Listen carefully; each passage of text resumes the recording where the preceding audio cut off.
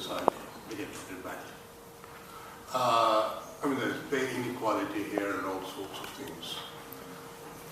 Indian societies where Indians are settled,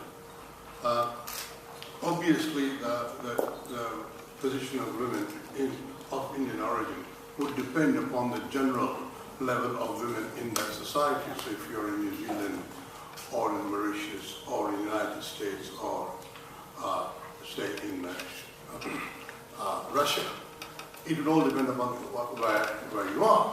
But I think by and large, the truth remains that women's pay is unequal, there's more domestic violence, their human rights get violated, etc., etc. But I think the most serious problems for women of Indian origin are in India itself, or maybe in the subcontinent, I should say. And I don't think that can be forgotten in any such conference. Yes, of course, on the one hand, there's a paradox that the President of India is a woman, the Speaker is a woman, the President of the Congress Party is a woman, the Leader of the Opposition is a woman. In Bangladesh, there have been women prime ministers. In Sri Lanka, there have been women prime ministers and presidents, and there has been women prime minister in Pakistan. So then the paradox is that while a lot of top positions are occupied by women, there is a lot of inequality. And the biggest inequality I would like to point out, which is very uncomfortable, but I have to point this out, is the widespread preference for boys instead of girls. And there is serious violence against female fetuses and abortion of newly born girls. This is not only a mera, it's a fact. And it is not a fact because of poverty.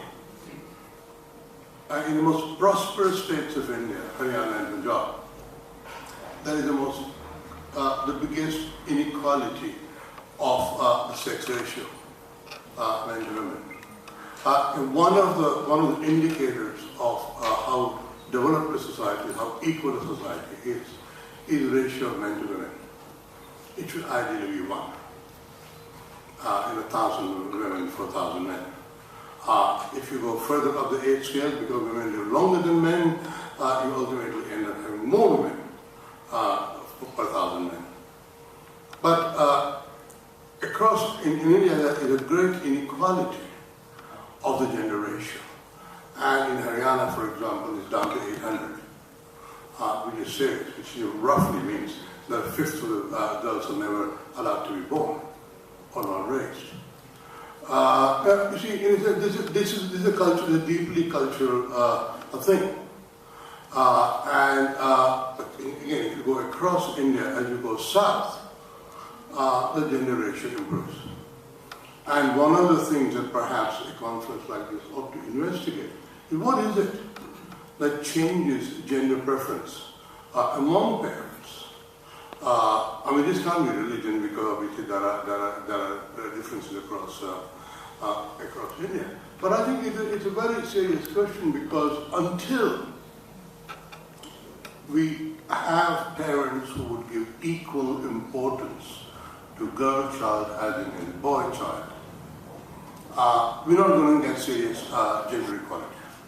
And what is actually much worse about this, and you know, I'm not the person to talk about it. My wife is, and she's written a novel about it and written articles about it, is that there are women who go, because amniocentesis is banned and gender selection is banned in UK, as of course it is in India, but there are still people who go from here to India to get illegally aborted when they find out that they're a child.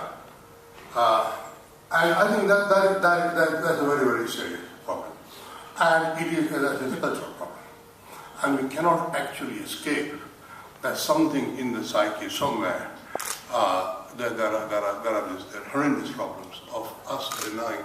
I mean, there are villages, I read of a village in Rajasthan, which had not had a woman born for something like 50 years. And they all had to import their brides from outside.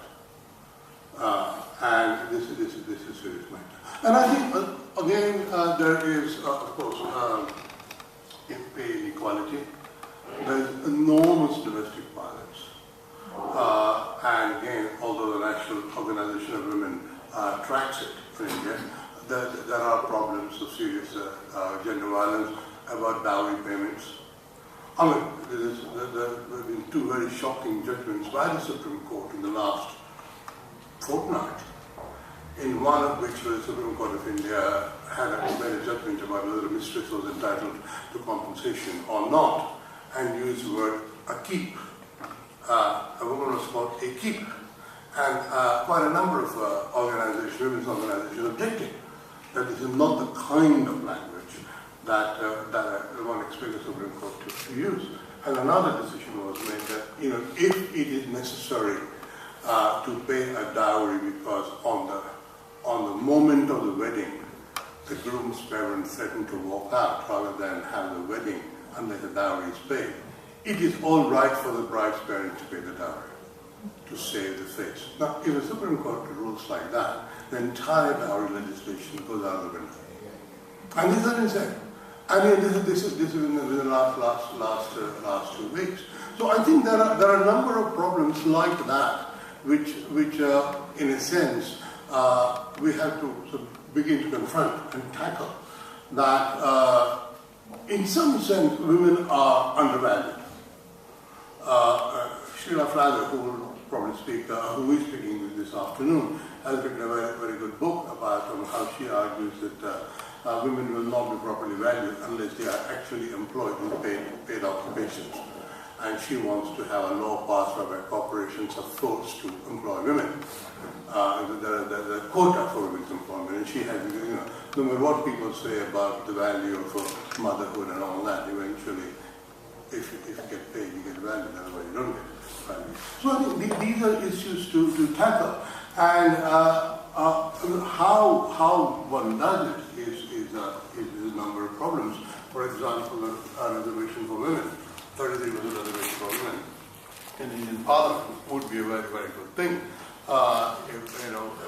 when it gets implemented, because already an enormous gain made by reservation for women in panchayats in India, and then there are a million women who are panchayat members or panchayat leaders, and that is making a very difference. So in a sense, there is beginning to be some movement along these lines, but one really has to not give up until some semblance of equality appears. And I'm not saying that somehow women are much more equal in other societies than India. Patriarchy is a very powerful structure, and patriarchy doesn't give up that easily. So in all societies there are this problem.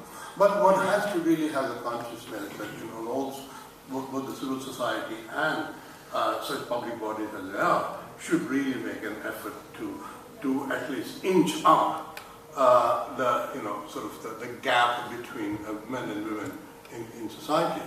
And so I just wanted to sort of say one or two more things. First of all, literacy is very important. India has appallingly low literacy for women compared to men. I think in South Asia, among the 4 countries of South Asia, Pakistan, Bangladesh, Sri Lanka and India, India has the lowest relative literacy of women to men. Pakistan has better literacy figures than India has. Sri Lanka, of course, is way ahead of almost. As you go south, as I was saying, things get better. Kerala and Sri Lanka are fantastically much better off than North India. But I think one really has to inquire as to why is it that these sorts of things persist despite enormous economic development in India. I mean, economic growth and development and multinationals in India being a superpower and all that has not prevented these sorts of ills from festering, if not growing. So anyway, it's not a very pleasant subject early on in the morning, but I do want to say that the gender gap is the biggest challenge that